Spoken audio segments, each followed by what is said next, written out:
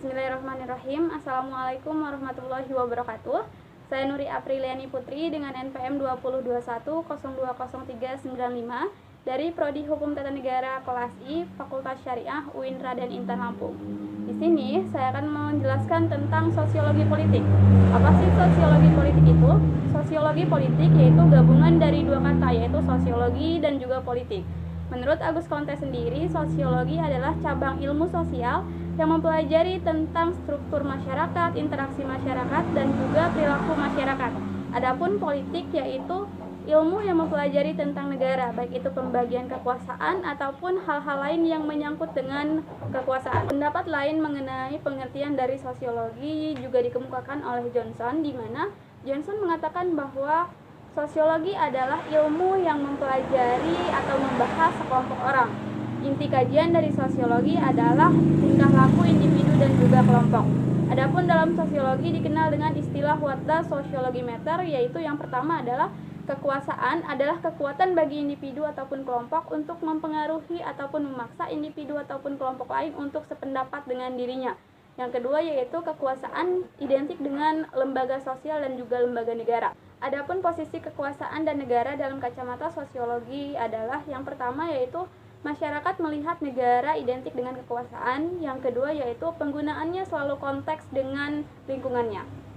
Pengertian sosiologi menurut beberapa ahli diantaranya yaitu yang dikemukakan oleh Leon dan juga Althop, di mana Leon mengatakan bahwa sosiologi adalah konsep lain yang lebih modern, sosiologi adalah kekuasaan.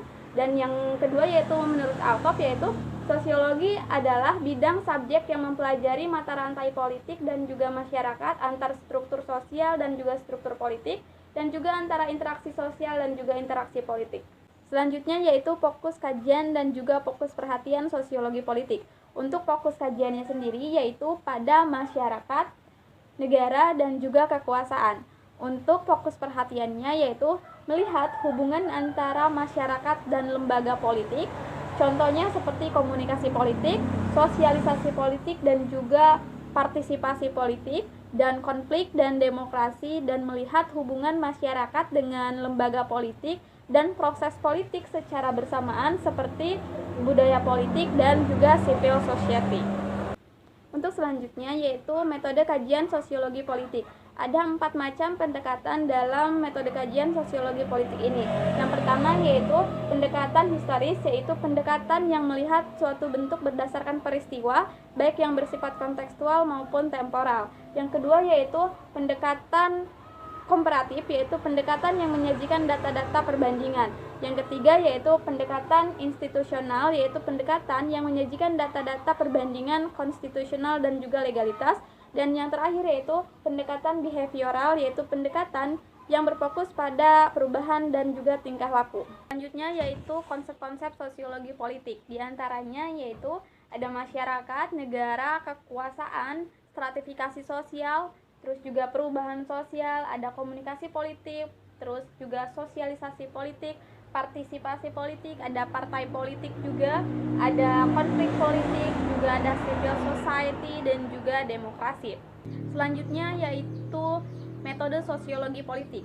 Ada beberapa faktor yang dapat memberikan pengaruh terhadap sosialisasi politik. 2 diantaranya yaitu yang pertama adalah imitasi atau meniru. Yaitu dampak positif dari imitasi atau meniru yaitu membuat seseorang mematuhi norma ataupun aturan yang berlaku. Contohnya seperti seseorang yang memberikan contoh bagaimana makan yang baik dalam keluarga.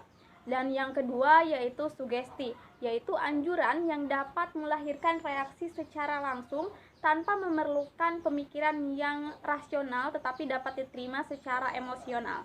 Selanjutnya yaitu partisipasi politik. Partisipasi politik itu sendiri merupakan segala kegiatan warga masyarakat yang memiliki tujuan untuk mempengaruhi pengambilan keputusan dan kebijakan politik dalam kehidupan berbangsa dan bernegara.